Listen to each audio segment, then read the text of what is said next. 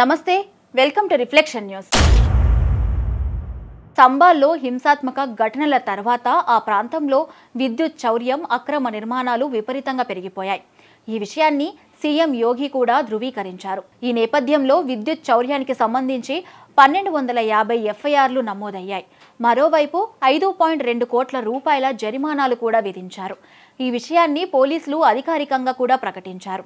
మరోవైపు విద్యుత్ మీటర్లో ట్యాంపరింగ్లు జరిగిందని పార్లమెంట్ సభ్యులు జియావుర్ రెహమాన్ బూర్కే ఇంటిపై విద్యుత్ శాఖ దాడులు చేసింది. ఎంపీ నివాసంలోని విద్యుత్ కనెక్షన్లు, పరికరాలను క్షుణ్ణంగా పరిశీలించారు. కరెంటు బిల్లు సున్నాకి ఎలా వచ్చిందన్న విషయంపై ఆరా తీశారు. అలాగే మీటర్ను కూడా తనిఖీ చేశారు. సుమారు గంట పాటు ఈ విచారణ సాగింది. పాత మీటర్లను ల్యాబ్ పరీక్షలకు పంపి ఇంటి వద్ద పకడ్బందీ కేబుల్తో ఉన్న స్మార్ట్ మీటర్ను అమర్చింది. ఒక మీటర్పై 0 లోడ్ ఉండగా మరో మీటర్పై 5.9 కిలో వాట్ల లోడ్ నమోదైనట్లు దర్యాప్తులో తేలింది.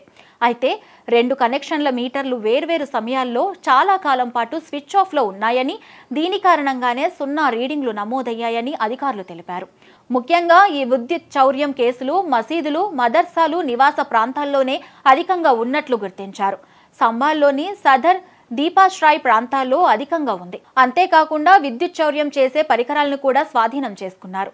అలాగే దాదాపు 200 నివాసాల్లో విద్యుత్ చౌర్యం కొనసాగుతున్నట్లు స్పష్టంగా కనుగొన్నామని అధికారులు తెలిపారు. వారందరిపై కేసు నమోదు చేస్తున్నామని తెలిపారు. మొదట మసీదులకుండే లౌడ్ స్పీకర్ల విషయంలోనే తెలుసుకునేందుకు అధికారులు పర్యటన ప్రారంభించారు. కానీ విద్యుత్ చౌర్యం అంటూ అధిక స్థాయిలో ప్రచారం కావడంతో దానిపై దృష్టి నిలిపారు. 150 నుంచి 200 ఇళ్ల వరకు సోదాలు చేశామని, 5 నుంచి 6 మసీదులను కూడా తనిఖీ చేసినట్లు తెలిపారు. పోలీసుల నివేదికల ప్రకారం సంబాల్లోని ఓ మసీదు పై అంతస్తులో ఏకంగా ఓ అక్రమ పవర్ హౌస్ నే కనుగొన్నారు. దీని నుంచి 100 ఇళ్లకు విద్యుత్ సరఫరా అవుతోంది. ఇవన్నీ బయటపడడంతో అధికారులు మరింత అధిక స్థాయిలో తనిఖీలు చేస్తున్నారు. అధికారులు వెంటనే అన్ని అక్రమ కనెక్షన్లను డిస్కనెక్ట్ చేసి దోషులపై ఎఫ్ఐఆర్లు నమోదు చేశారు. చోరీకి పాల్పడిన వారికి జరిమానాలు విధిస్తారు.